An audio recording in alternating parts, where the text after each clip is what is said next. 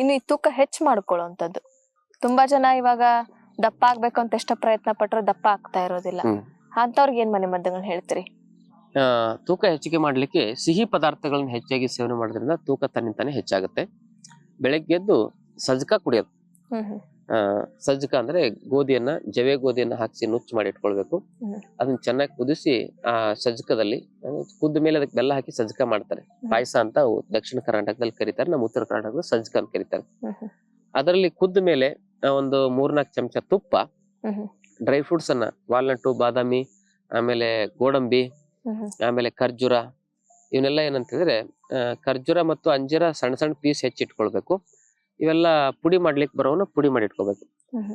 ಅದನ್ನೊಂದು 2 ಚಮಚದಷ್ಟು dry fruits ಅನ್ನ ಹಾಕಿ ಅದರಲ್ಲಿ ನಾವು ಆ ಸಜ್ಜಕ ಅಂದ್ರೆ ಪಾಯಸ ಕುಡಿಯೋದ್ರಿಂದ ಒಂದು 3 ತಿಂಗಳು ಕುಡಿದ್ ನೋಡಿ, ಸುಮಾರು 5-10 kg ತೂಕ ಜಾಸ್ತಿ ಆಗೋದು ನಿಮ್ಗೆ ಖಂಡಿತವಾಗಿಯೂ ಸಾಧ್ಯ ಇದೆ.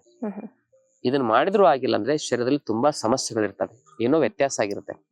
ಅದಕ್ಕೆ ವೈದ್ಯರ ಸಲಹೆ ತೆಗೆದುಕೊಳ್ಬೇಕು.